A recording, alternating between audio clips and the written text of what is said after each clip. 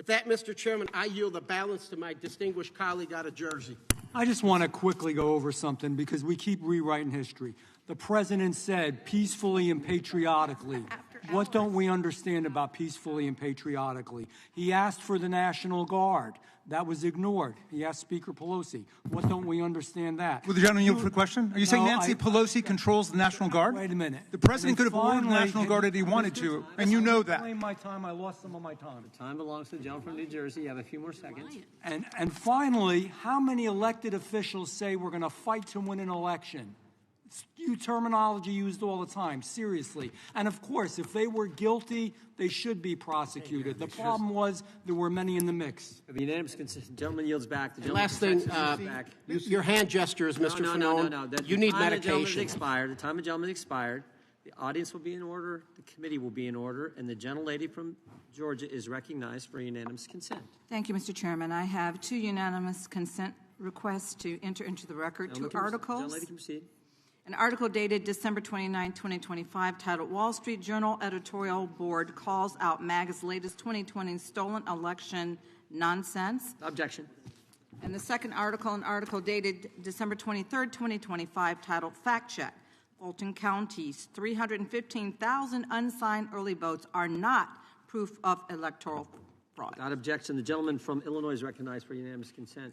Thank you, Chairman. Under unanimous consent, I ask to enter into the record the Judiciary Democrats' January 2026 report titled, Where Are They Now? The Perpetrators of January 6th and the Defenders of Democracy Who Stopped Them, which profiles the illustrious career trajectories of some of the key actors from January 6th who were pardoned by Donald Trump. And secondly, objection. A second report, January 2026 report from Judiciary Democrats, 1 year later, assessing the public safety implications of President Trump's mass pardon of 1,600 January 6 rioters and insurrectionists. Without objection, the gentlelady from California is recognized. Thank you, Mr. Chair, and thank you, Mr. Smith, for joining us. You know, most people are wondering why you are even here today. But it's because we've heard conspiracy after conspiracy that the 2020 election was rigged, and Capitol Police officers were harmed and died because of those conspiracies. And we have important elections coming up, and the people want them to happen, and they want them to be fair. And the one person who should be telling the truth about elections is the president. But Donald Trump has not and is still not telling the truth about the 2020 elections. In fact, there is a January 6th page on the taxpayer-funded White House website that says the election was stolen from Trump, a blatant, disproven lie he knows is totally false. So one of my Republican colleagues earlier brought up Trump's mind state, that he knew he lost, and he knew that what he was saying was untrue, but that you had no proof. So, Mr. Smith, what evidence did you develop to suggest Trump knew he had lost the 2020 election? We had evidence from a variety of sources, evidence from people who were close to Donald Trump and who he relied on, people who wanted him to win the election, people who were employed by his campaign to help him win the election.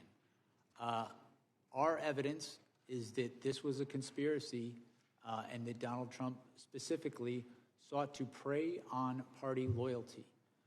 Our investigation involved interviewing and subpoenaing records of Republicans because that's who Donald Trump sought to prey on to stay in office. And the reality is certain people refused to do that. The vice president refused to go along with that. People in various states' legislatures refused to go along with that.